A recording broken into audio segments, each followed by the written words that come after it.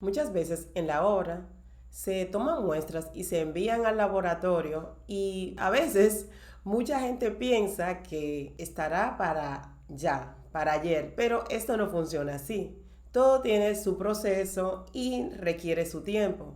Y no iba a ser diferente con las muestras y los ensayos.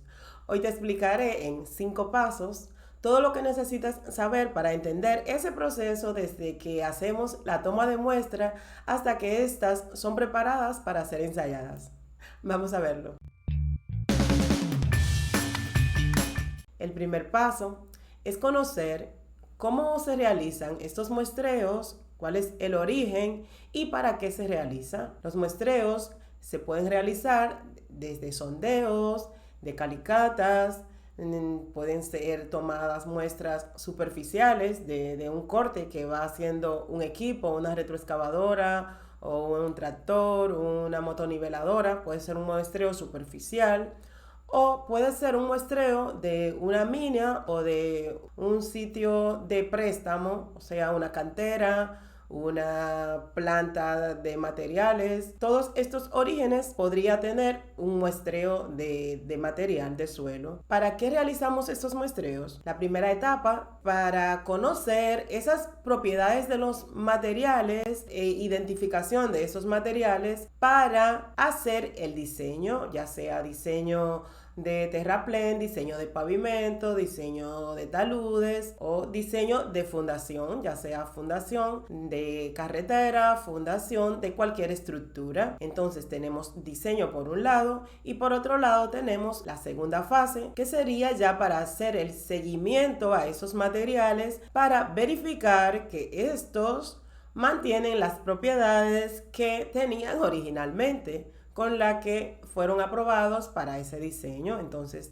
durante la ejecución de la obra vamos haciendo muestreos y vamos verificando, comprobando que aún estamos hablando del mismo material, que no ha cambiado tanto como para descartarlo o para tener que cambiarlo, mejorarlo o cualquier otra solución que se busque a causa de que haya cambiado. El segundo paso es conocer cuáles son los tipos de muestras en función del tipo de muestreo que hacemos, de la forma en que se hace ese muestreo. Pues los tipos de muestras serían muestras inalteradas, muestras semialteradas y muestras alteradas. Las muestras inalteradas son aquellas que mantienen todas sus propiedades.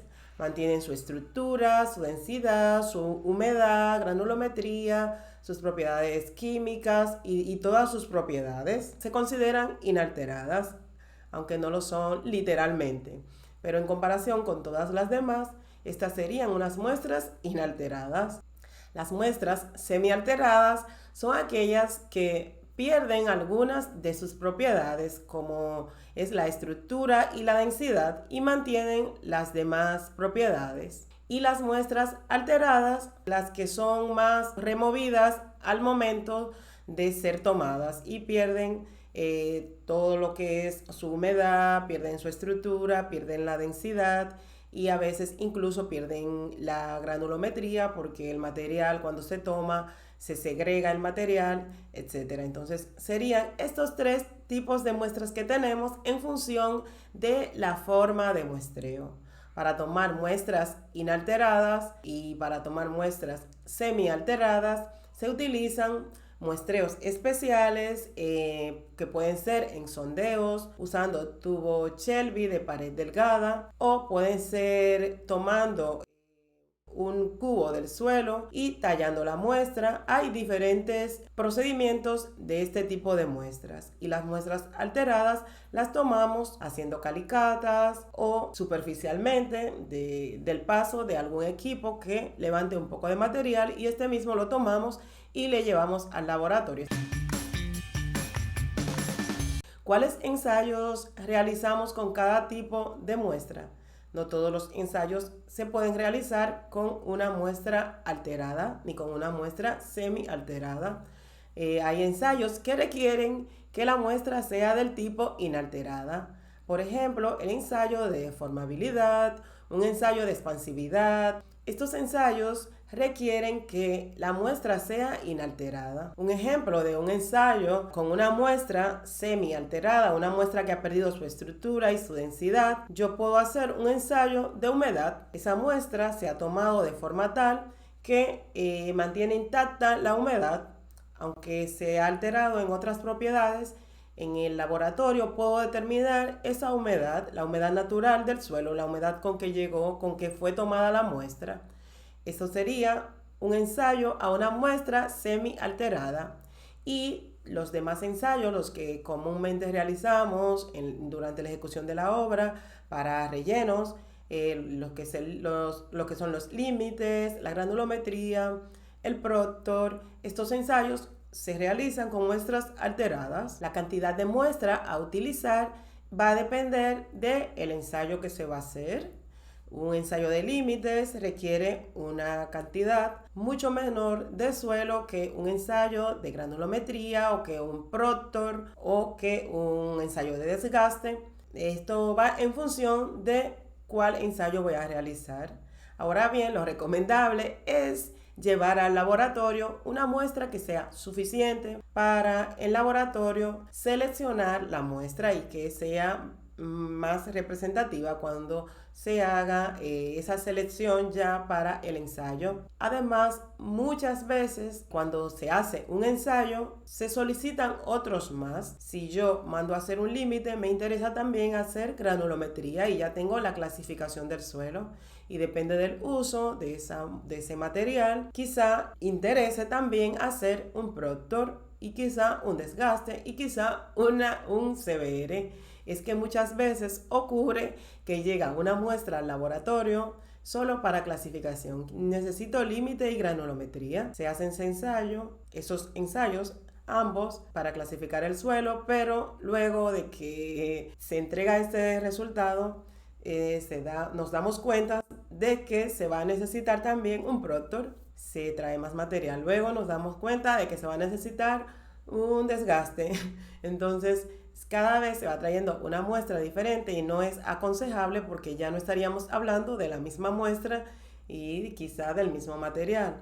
Lo ideal es que llegue material suficiente para todos los posibles ensayos que se vayan a necesitar. La verdad es que a veces preferimos saber si el material cumple. ¿Se entiende esto? Que la clasificación del material que me la arroja el ensayo de límite y el de granulometría, primero nos aseguramos que esa clasificación del suelo va a cumplir, que no es un suelo CH, que no contiene una arcilla de alta plasticidad, porque quizás se descartaría y ya no valdría la pena hacer otros ensayos. A veces sucede esto. Lo ideal es que esté toda la muestra ya en laboratorio y que luego ya solo sea decir, ok, hazme los demás ensayos. Así tenemos una muestra que es la misma para todos esos ensayos.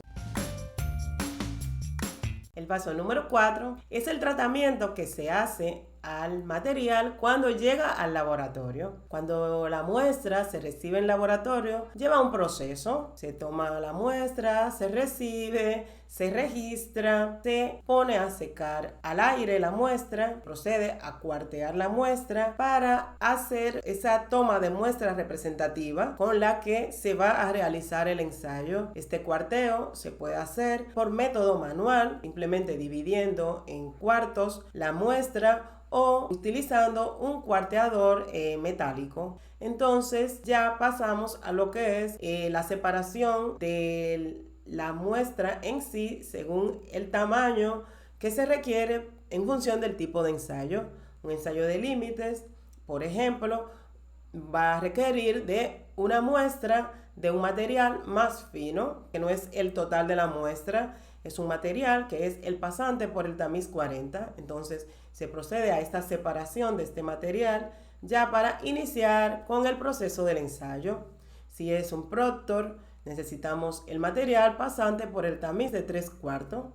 Entonces el resto del material se aparta y se selecciona esta muestra y se inicia con el proceso ahí sí del ensayo.